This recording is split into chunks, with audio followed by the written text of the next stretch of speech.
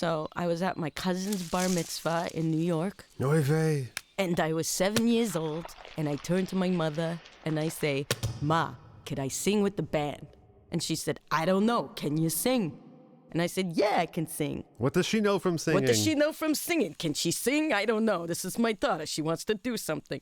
So I had to audition for the band, 7-year-old.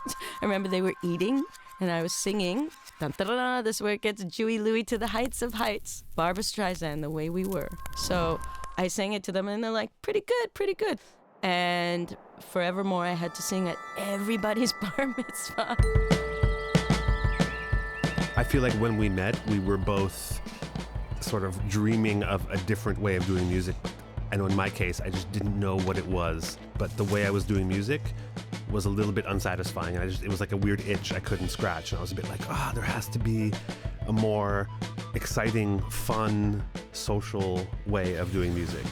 I wanted, a pure rock band, bass, guitar, drums, singer.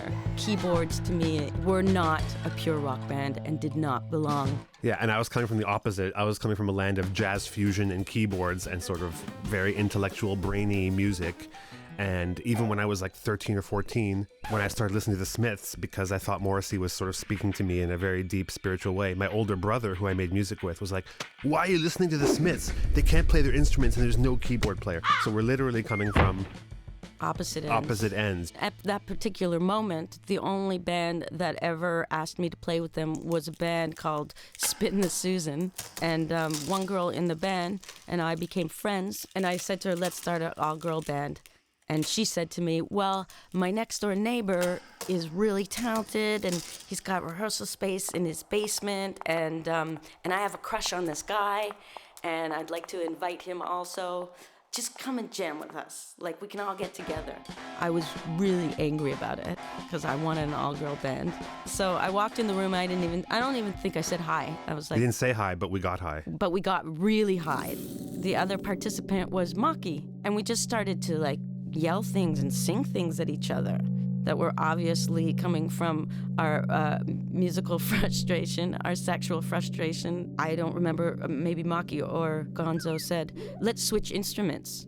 And I had never, ever touched a keyboard in my life. And I went on the keyboard and I was like, this is so cool. What is this? Wow, this is fun. And then they said, let's switch again. And then I played drums, which I'd never played. And then I remember the first thing that Gonzo said to me was, hey man, I love your guitar playing. It's like Joey Santiago. Joey Santiago. And I was like... From the Pixies, for those who don't know. And basically that was my favorite guitarist at the time. Just because you can play anything doesn't mean you should. And to hear Meryl play like Joey Santiago, one note on the guitar with all the attitude and emotion, really was very eye-opening that I could be part of that finally. It's like, wow, okay, I finally crossed over to the other side where music is a more naturalistic, emotional release. And I was coming from, I had a major label deal and was really struggling with what that meant and the sort of, I felt like there was a fork in the road and I could choose heavy compromise and sort of like, well, this is what I gotta do to be a sort of successful working musician, I guess. And thank God that we had this jam session just in time that I realized it's better to focus on fun first and then success later rather than success first and then have the terrible job of trying to inject fun into something that's not fun. Just to let it all out and do that first and see what comes after.